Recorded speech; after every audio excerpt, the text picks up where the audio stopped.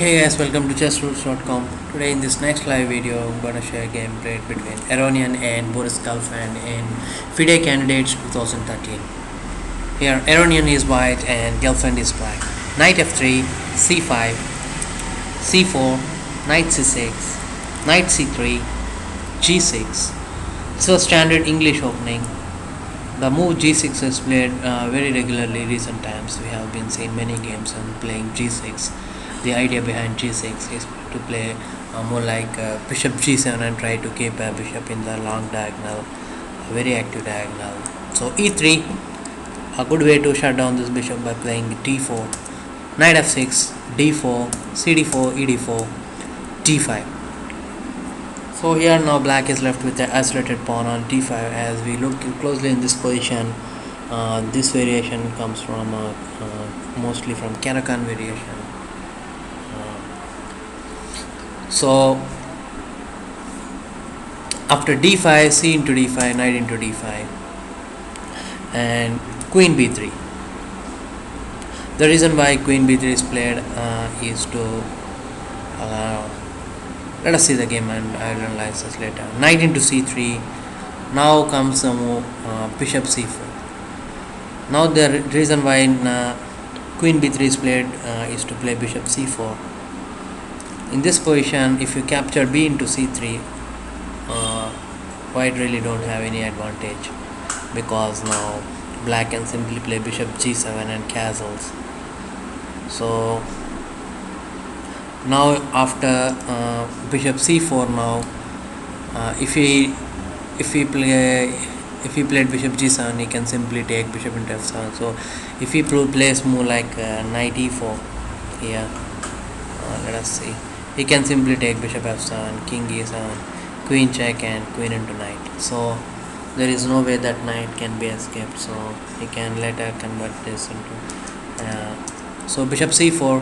Now he is forced to play a move like e6, then he can capture. So once if you commit a move like e6 in this position, he can simply capture b into. So all the squares around the king are pretty weak. If you play a move like bishop g7, you can prevent castling with bishop a3, or if you play a move like bishop e7, you can play bishop h6. So all this depends on the black position. So after knight c3, e6 cannot be played, so black should play knight d5, return sacrifice of the pin, so that he can play a move like e6 with a tempo after capturing the knight on d5. So bishop into d5, e6, bishop into c6, b into c6, castles. Now as we look closely in this position, white is having two semi-open files, and this d4 pawn looks like pretty bad in this position, but one should say this d4 pawn is very strong. Not only this pawn controlling the activity of all the pieces of black. So see, it is just not allowing black to get any open file, or this bishop cannot be much active, or even this bishop cannot be active unless this bc6 pawn is there. So all the movements of black pieces are distracted by this pawn on d4, and this d4 pawn is pretty strong now. So if you play a move like bishop e3 and support this pawn, black should try to open with e5 or c5 to activate this bishop on c8. So white is having a decent and pleasant gameplay in this position. So bishop e7, bishop e3. Now there is no d5 or e5, c5 or e5. White is having two open files. He can now keep pressure on this c6 pawn. Queen d5, a very modest way to go to an endgame. If you capture queen into d5, c into d5 hardly gives any advantage for white. So here white simply avoids and by playing rook f c1. So after rook f c1, queen into b3, into b3, bishop b7 supporting the c6 pawn, and knight e5. So here in this position, black cannot support this pawn on c6.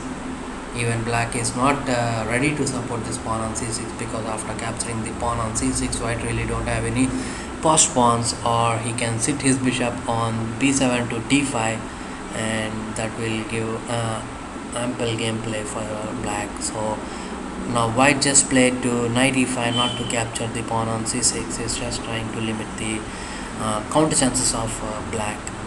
So after knight e5 castling, so knight c6, let us consider a move like knight c6. Here maybe knight c6 and bishop f6, and once if you move your knight back, he can sit on bishop d5. So this pawn on c6 hardly counts for anything for black, so black ready to give this pawn. So white played rook a4, trying to improve this position, not allowing his pieces this pawn on c6. Anyhow you can capture this pawn on c6 at any point of the game. So white just trying to improvise this position.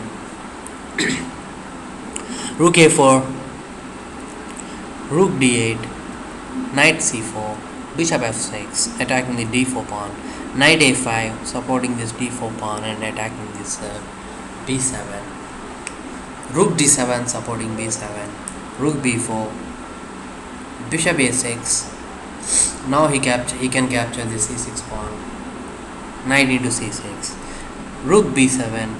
Here I think white played a very good move, just played h3. Now he is simply eliminating the back rank weakness and also trying to keep the pieces alive. So rook into b7, bishop into b7 doesn't really help white that much, so he simply waited for one more move. King g7. The reason why he played king g7 is pretty simple. After moves like bishop h6, maybe bishop h6 is a problem for black. Maybe moves like rook into b7, bishop into b7 and knight e5, and this king is blocked on g8 if you play bishop h6. Sorry. Oops. Okay. There is a problem with some graphics. Okay, so after castling, so let us see where it was. Okay, after king g7, white simply took rook into b7.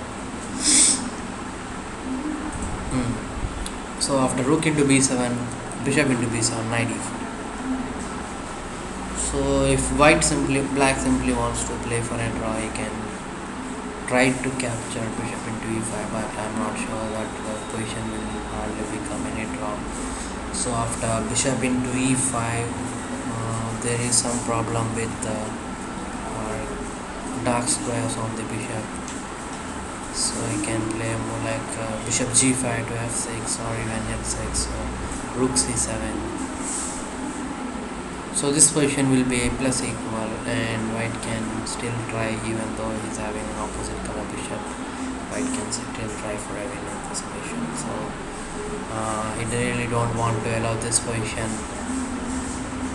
So here he played bishop g8. He simply wants to keep the double bishop. b4. So after b4, here the most common and tempting move, which gelfand just missed it. He played rook c8.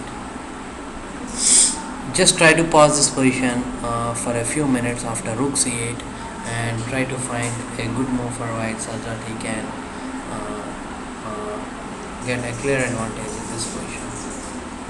Okay, fine. I hope you got the move. Here white played bishop h6, a stunning move. The only move to get any advantage in this position for white is by playing bishop h6. One single thing is after capturing king into h6, rook into c8, bishop into c8, knight f7 and knight into d8, easy advantage for white. So there is no way that he can capture king into h6. So king g8 is the only move. Now the king on g8 really don't have any square. So after king g8, rook into c8, bishop into c8, knight c6, bishop f6, so b5. Now he's simply fixing the a7 pawn and also supporting the knight on c6 after bishop d7. So and now the king on g8 is also really don't have any good square, so b5 is a good move. Bishop g7. Now here white played a good move. g4. Now the idea is to play g5 and try to shut down this bishop on f6 and also the king on g8. Now the king really don't have any move, but in this position we often don't like to close the bishop on h6 and play a move like g5, but in this position this is quite fine because the king on g8 is much powerful than the bishop on h6. So white really don't have any good problem on this move. So only move to prevent this g5 is to play g5, h4, continuing the threat of h into g5. So g into h4 and g5. Bishop into c6 is forced because after move like bishop g7 maybe, most like bishop g7, bishop into g7, king into g7, knight into a7 is a clear advantage for white. So he cannot allow that, and there is no square for this bishop on f6. So bishop into c6 was forced to take, b into c6, bishop d8, king g2, and king c7. Now king h3. He can simply capture this pawn on h4 and take the king to b7. There is nothing much white can do in this position because the king on g8 really don't have it. This was a pretty good game played between Aronian and gelfand. Hope you enjoyed this game. Please don't forget to subscribe and leave comments. See you in the next video. Bye.